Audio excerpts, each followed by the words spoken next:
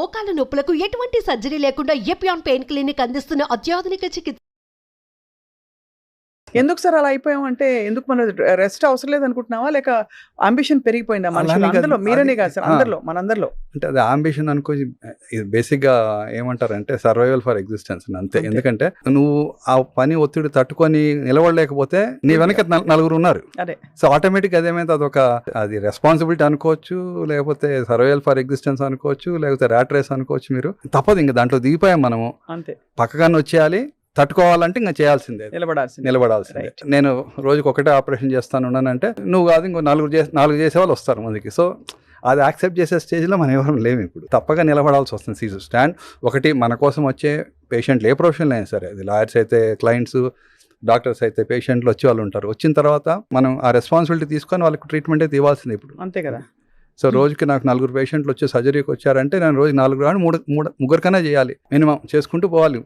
రేపటికి మళ్ళీ 2-3 వస్తారు, ఎల్లుండికి మళ్ళీ 2-3 వస్తారు. నేను ఒకటే చేస్తానంటే కుదరదు కాదు. సో మన నమ్మకంతో మన దగ్గరికి వచ్చినప్పుడు బాధ్యతగా మనము చేయాల్సిందే.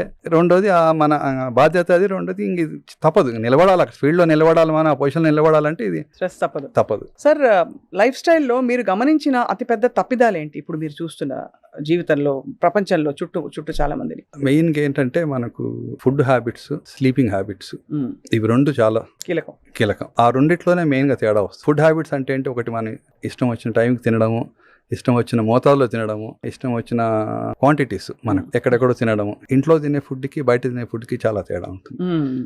ఇంట్లోనే తినే ఫుడ్ టేస్టీగా ఉండదు కానీ హెల్తీగా ఉంటుంది. బయట తినే ఫుడ్ టేస్టీగా ఉంటుంది కానీ హెల్తీగా ఉండదు. కానీ ఏమవుతుంది, సోషల్ రెస్పాన్సిబిలిటీస్ అనుకోవచ్చు, లేకపోతే ప్రొఫెషనల్, ఇప్పుడు మీటింగ్స్ జరగాలి, ఇంట్లో పెట్టుకోలేం కదా, బయటికి పోయి తినాలి.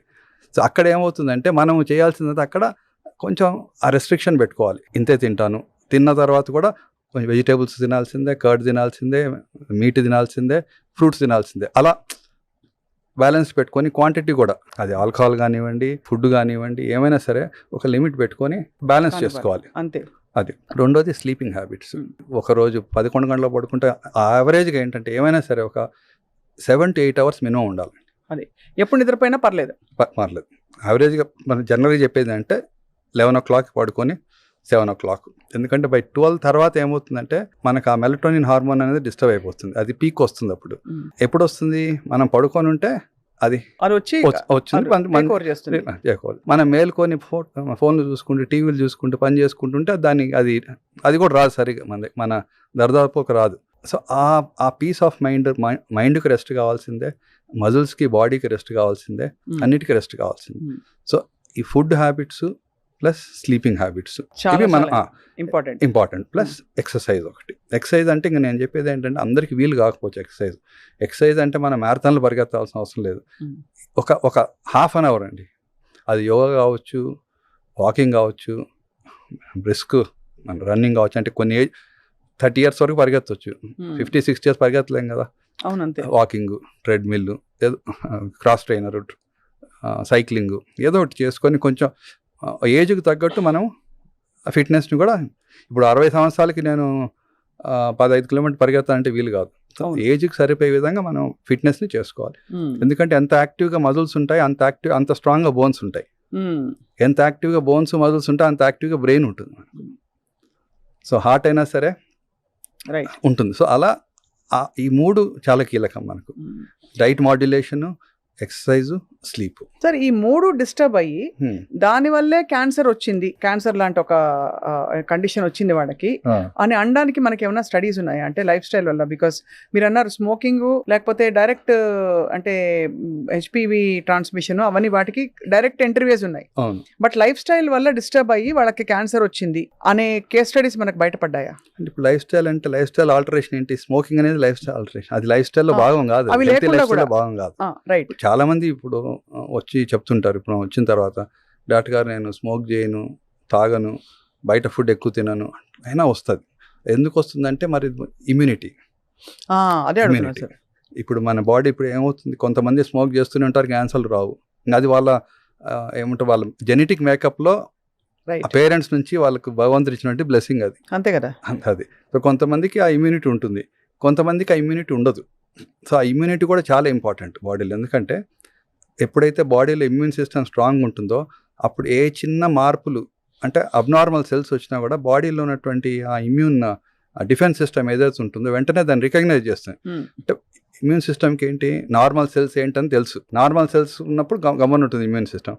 అబ్నార్మల్ సెల్స్ అది బ్యాక్టీరియా కావచ్చు, క్యాన్సర్ సెల్ కావచ్చు, ఏమైనా కావచ్చు, ఒకసారి అది ఉందంటే దానికి సిగ్నల్ వచ్చేస్తుంది, వెంటనే యాక్టివేట్ అయ్యి దాన్ని చంపేస్తుంది.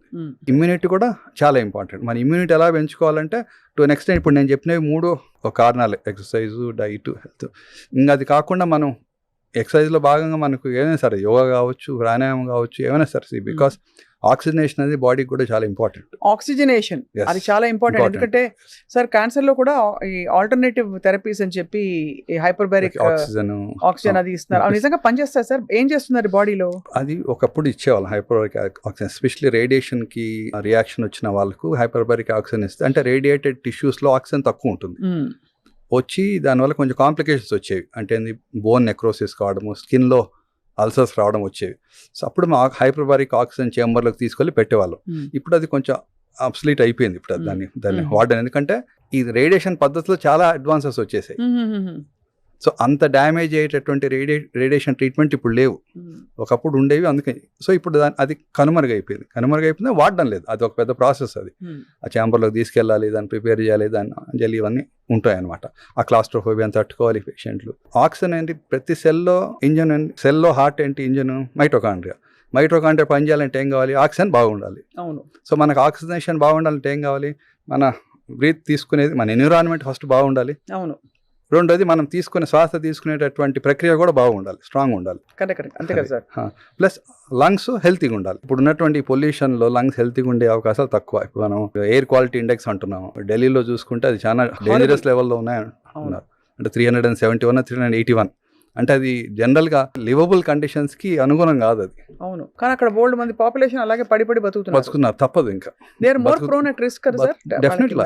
ఇప్పుడు ఈ రోజు కాకుంటే 10, 20 సంవత్సరాలు, 30 సంవత్సరాలకి ఇవన్నీ ఈ ఎఫెక్ట్స్ అన్ని బయటపడతాయి. సో వాళ్ళ ఇమ్యూనిటీని వాళ్ళు మరింత పెంచుకోవాలి. సో ఇప్పుడు ఎయిర్ క్వాలిటీ ఇండెక్స్ బాగాలేనప్పుడు ఎక్కడి నుంచి ఆక్సిజన్ వస్తుంది? ఒక పక్క చెట్లు లేవు, ఒక పక్క మనం ఊరి బయట వెళ్ళి అంటే పల్లెటూరు వాతావరణం లాంటికి వెళ్ళాలంటే కష్టం. ఇప్పుడు సెంట్రల్ ఢిల్లీలో పనిచేసే వాళ్ళు ఇక్కడ నుంచి ఆఫీస్కి వెళ్ళాలంటేనే అర్ధగంట పెట్టమని గంట పడుతుంది. నోయిడా దాటి వాళ్ళు వెళ్ళి వీకెండ్ వెళ్ళాలంటే కష్టం. కాబట్టి ఇంకోటి అంటే చెట్లు, మనకి నిజంగా చెప్పాలంటే మనకు దాని యొక్క ఇంపార్టెన్స్ తెలియదు, కానీ ట్రీస్ అనేవి మనకు చాలా బ్లెస్సింగ్. మనం అటువంటిగా ఎంత పొల్యూషన్ ఉన్నాయి, ట్రీస్ ఏం చేస్తాయి? ఆ పొల్యూషన్ అంతా ట్రీస్ తీసుకొని రాత్రి ఆక్సిజన్ వదులుతాయి మనకు. సో మనం దాన్ని ఇప్పుడు లక్కీగా ఏదో కొంచెం అవేర్నెస్ వచ్చింది. సంతోష్ గారు కొంతమంది గ్రీన్ ప్రోగ్రామ్ని కొంచెం ప్రాపగేట్ చేసి డెఫినెట్గా స్టార్ట్ చేశారు programme. So it was very good objective and very good initiative for Telangana. Definitely. I think తెలంగాణలో స్టార్ట్ అయిన ఆ ఉద్యమం ప్రతి ఒక్కరు అడాప్ట్ చేసుకుంటున్నారు. ఇప్పుడు చెట్ల ప్రాధాన్యత బాగా తెలిసిపోయింది. మనకు బర్త్డే గిఫ్ట్ ఇంతకుముందు స్వీట్లు ఇచ్చేప్పుడు చాలా మంది చెట్లు ఇస్తున్నారు. అవును, ఇంతకుముందు బొకే ఇచ్చేవాళ్ళు ఇప్పుడు ఇవి ఇస్తున్నారు. సో దట్స్ డెఫినెట్లీ ఆ చేంజ్. అది ఆ చెట్లు అనేవి ఫిల్టర్స్ అండి, ఎయిర్ ఫిల్టర్స్. అవి మన లంగ్స్ ఎలాగో ఎన్విరాన్మెంట్కి చెట్లు అనేవి ఫిల్టర్స్.